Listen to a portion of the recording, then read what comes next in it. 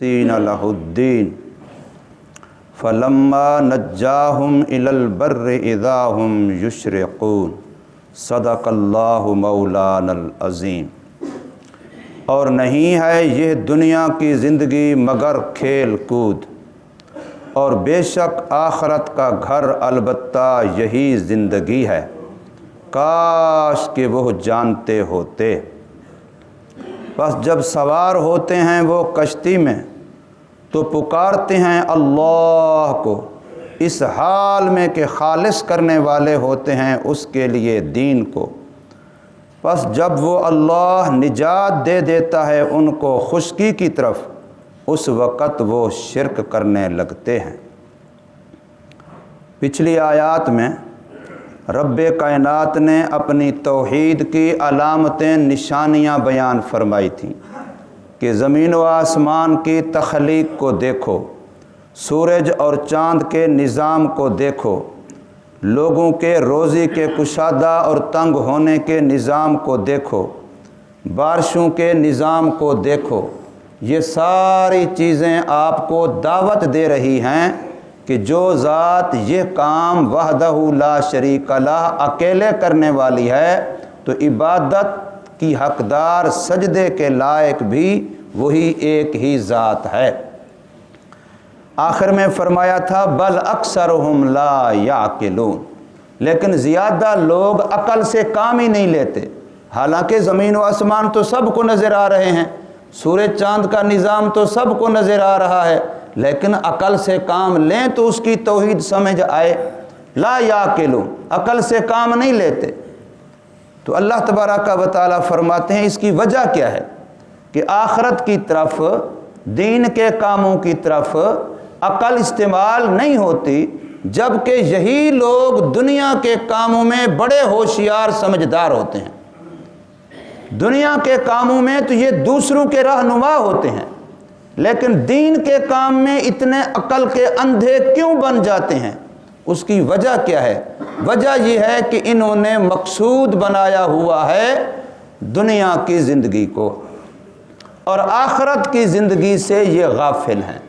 जो बंदा आखरत की ज़िंदगी से जितना गाफिल होगा, दीन के कामों में उतना अकल का अंधा होगा।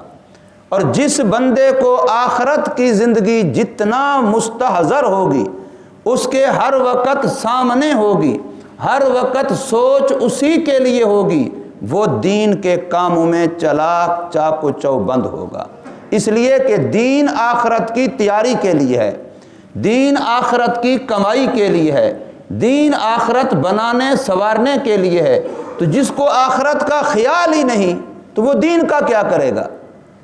और जिसको आखरत का ख्याल है तो वो दीन के मामले में फिर होशियार होगा, छोटी छोटी बातों का भी लिहाज रखेगा कि कहीं मेरी आखरत का नुकसान ना हो जाए। फरमाया इनका हाल ये है कि इनकी सोई दुनिया की ज़िंदगी पर अटकी हुई है, हालांकि दुनिया की ज़िंदगी वो खिलौना है जो बच्चे बचपन में खेलते हैं। दुनिया की ज़िंदगी वो खिलौना है जो बच्चे बचपन में अपना कोई भी खेल खेल रहे होते हैं, और वो उस खेल में ऐसे मुनहमिक होते हैं, ऐसे मगन होते हैं, ऐसे मसरूफ़ होते हैं कि किसी की सुनने देखने को तैयार नहीं होते। अम्मी बुला रही है, अब्बू बुला रहा है, कोई और तवज्जो दिला रहा है, वो अपने काम में मुनहमिक हैं। अगर अब्बू आकर के, अम्मी आकर के, कोई और आकर के उनका खेल बिगाड़ दे तो वो इतने गुस्से हो जाते हैं कि वो लड़ने पे आ जाते हैं, ज़ुबान खोल देते हैं, और गोया कि अपने कुछ भी ना कर सकें तो लेटने पे आ जाते हैं, अपना एहतजाज करते हैं कि भी हमारा खेल क्यों बिगाड़ा। लेकिन यही बच्चे होते हैं खेलते खेलते जिस वक़्त अपना खेल खुद ख़त्म करते हैं, अपने हाथों से सब कुछ को बिगाड़ के वो जा रहे होते हैं, अपने हाथों से खुद ही बिगाड़ देते हैं, और खुद ही अपने सारे खेल को बिगाड़ के वो जा रहे होते हैं खुश खुश। अब कोई मसला नहीं है कि हमारा खेल क्यों बिगड़ा। दुनिया की ज़िंदगी की हकीकत तो ये है, मैंने कई दफ़ा अर्ज़ किया कि अल्लाह ने दुनिया की ज़िंदगी के बारे में एक ही कुरान मजीद की आयत में 5 लफ्ज़ इस्तेमाल किए हैं, जिनमें से 2 यहाँ इस आयत में आए हैं कि ये दुनिया की ज़िंदगी बेफ़ायदा खेल होता है। بچے کا ایک عمر کا حصہ وہ ہوتا ہے جس میں وہ اپنے خیال میں کھیل رہا ہوتا ہے، لیکن اس کھیل کا اس کو جسمانی ورزش کا فائدہ بھی نہیں ہو رہا ہوتا۔ بعض ایسے کھیل ہیں، اور ذرا اس سے عمر بڑی ہوتی ہے، بچے کھیلتے ہیں، چلو جسمانی ورزش ہوتی ہے اس کھیل میں، یہ ایک فائدہ ہوتا ہے۔ اس کو قرآن کہتا ہے لہو و لعب، بے فائدہ کھیل اور ورزش کے فائدے والا کھیل۔ اس سے ذرا چڑھتی جوانی آتی ہے، قرآن کہتا ہے وزینہ، اب ہر وقت وہ اپنا میک اپ دیکھتا ہے، میرے بال کیسے ہیں، میرے لباس کیسا ہے، اس کی ڈیزائنیں کیسی ہے، اس کا فلاں کیسا ہے۔ بچہ ہو یا بچی، جب بھی چڑھتی جوانی کو آتے ہیں، اب اس وقت ان کا مطمع نظر یہ ہوتا ہے کہ میں کیسا لگ رہا ہوں۔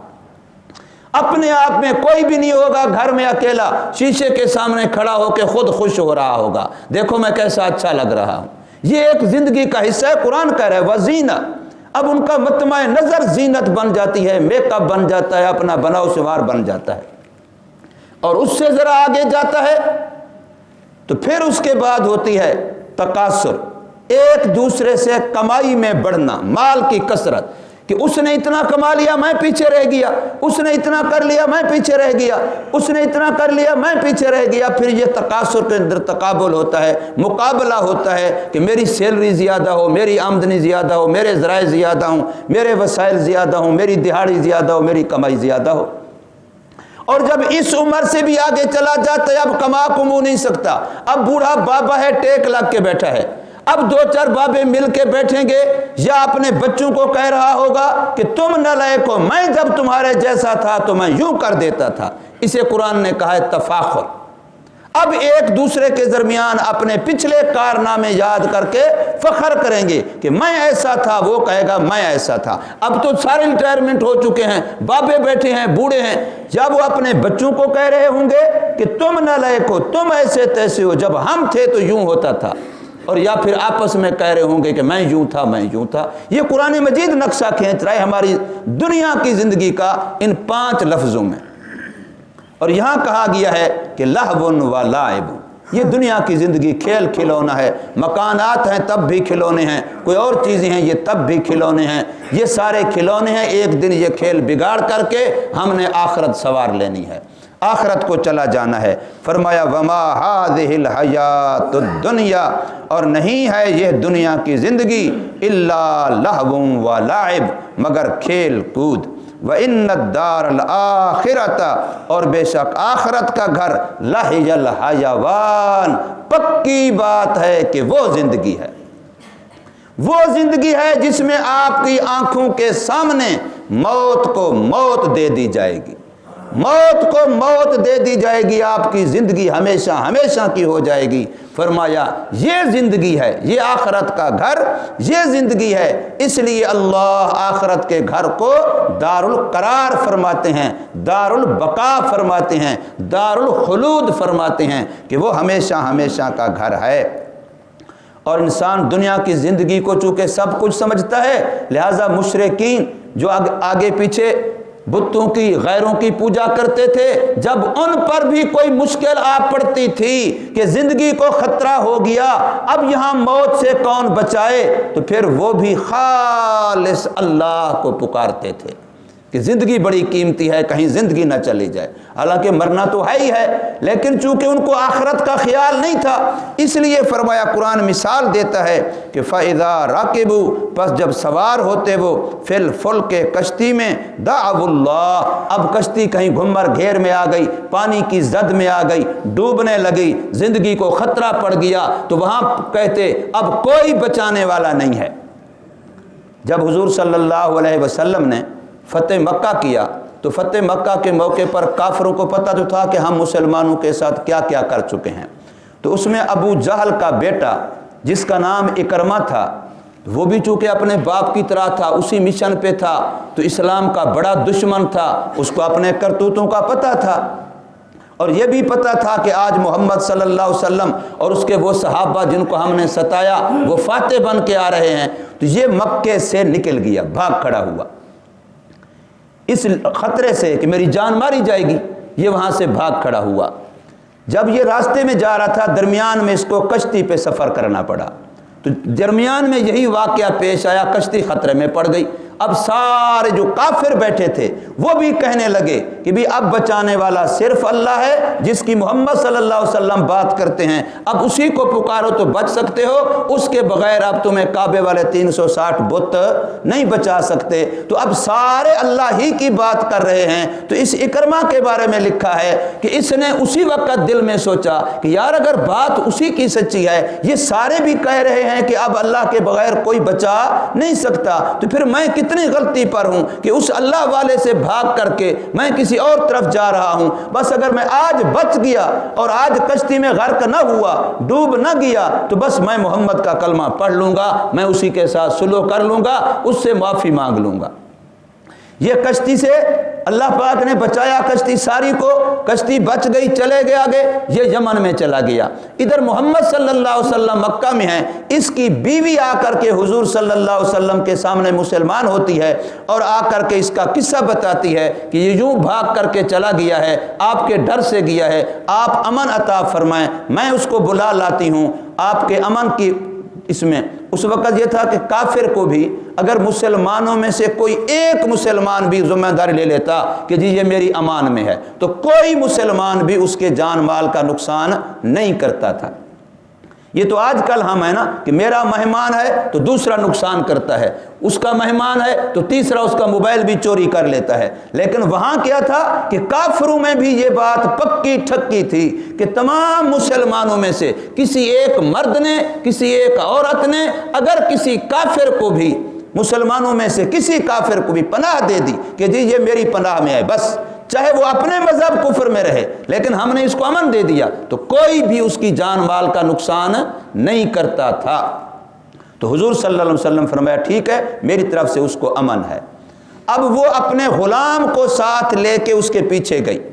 اور اس کو کچھ دنوں کے بعد ساتھ لے کے آئی، اور وہ حضور صلی اللہ علیہ وسلم کے پاس جب آنے لگے، ذرا اندازہ لگائیے حضور کے اخلاق کا بھی، اپنے طور طریقے کا بھی۔ ابھی وہ مکے پہنچا نہیں ہے، حضور صلی اللہ علیہ وسلم کو خبر مل گئی کہ وہ آ رہا ہے، تو حضور صلی اللہ علیہ وسلم نے اپنے صحابہ کو بیان فرمایا کہ دیکھو اکرمہ آ رہا ہے اور اکرمہ کو میں پناہ دے چکا ہوں، اگرچہ وہ ابھی تک مسلمان نہیں ہوا، میں اس کو پناہ دے چکا ہوں، امن دے چکا ہوں، اور وہ ابو جہل کا بیٹا ہے اور اس کا باپ کا نام ہی مسلمانوں میں ایک گالی بن چکا ہے، لیکن یاد رکھنا اس کے سامنے اس کے باپ کو برا بھلا نہ کہنا۔ یہ میں آپ کو حدیث سنا رہا ہوں، اتنا بڑا دشمن اسلام کا ابو جہل اور وہ بھی ایک کافر کا باپ، لیکن میرے آقا فرما رہے ہیں اخلاق یہ ہیں کہ اس بیٹے کے سامنے اس کے گندے اور کافر باپ کو بھی برا بھلا نہ کہنا۔ مردوں کو برا بھلا کہنے سے زندوں کو تکلیف ہوتی ہے۔ یہ میرے آقا کے اخلاق ہیں، یہ اخلاق ہمیں اپنانے چاہیے۔ ہم تو کسی کو چڑھانے کے لیے جان جان کر کے، کسی کے دینی رہنما، کسی کا سیاسی رہنما، کوئی کسی کے ساتھ تعلق رکھتا ہے غلط ایسا یہ وہ جانے، اس کا خدا جانے، ہمیں اس کو چڑھا کر کے کیا ملتا ہے؟ ہمیں اس کو چڑھا کر کے کیا ملتا؟ تیرا تو فلاں ایسا تھا، تیرا تو فلاں ایسا تھا، جو فوت ہو گئے ان کے نام لے لے کر بھی ہم تانے دیتے ہیں، تو یہ طریقہ انتہائی غلط ہے۔ مسلمانوں کو اللہ نے بڑا با اخلاق بنایا ہے، تو اس سے بڑا اخلاق یار کیا ہوگا کہ حضور صلی اللہ علیہ وسلم کے ساتھ ابو جہل نے کون سی دشمنی نہیں کی تھی، کون سی زیادتی نہیں کی تھی، لیکن آقا فرما رہے ہیں اپنے صحابہ کو اکرمہ آ رہا ہے، اس کے سامنے اس کے باپ کو برا بھلا نہ کہنا۔ وہ آیا، حدیث پاک میں ہے حضور صلی اللہ علیہ وسلم اپنی جگہ سے اٹھ کے 4 قدم چل کے اس کا جا کے استقبال کیا اور اس کو بتایا، اور اس نے پھر حضور سے پوچھا بھی آپ نے مجھے امن دیا؟ فرمایا ہاں میں نے آپ کو امن دیا ہے۔ پھر اس نے باقاعدہ حضور سے کچھ سوالات کیے، حدیث میں صراحت آتی ہے فلاں بات دین کے بارے میں حضور نے جوابات دیے، اس نے اسی محفل میں کلمہ پڑھا،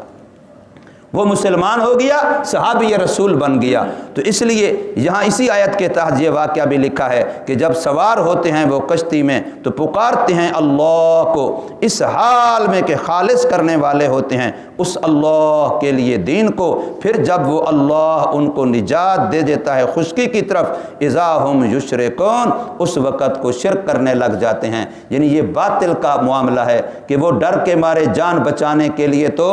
کلمہ اللہ کو یاد کرنے لگ جاتے ہیں، اللہ کو سورنے پکارنے لگ جاتے ہیں، لیکن جس وقت مقصد حل ہو جاتا ہے پھر خدا بھول جاتا ہے۔ ہمارا بھی آج کل یہی حال نہیں ہے؟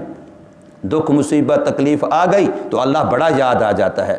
فوتگی گھر کے اندر ہو گئی اللہ بڑا یاد آ جاتا ہے، 2 دنوں کے بعد پتہ نہیں ہوتا کہ ان کے گھر میں فوتگی ہوئی تھی کہ نہیں ہوئی تھی، ہمارے اوپر بھی کوئی پریشانی آئی تھی کہ نہیں آئی تھی، ایسے ہم بھول جاتے ہیں۔ اللہ پاک ہمیں سمجھ نصیب فرمائے، عمل کی توفیق دے۔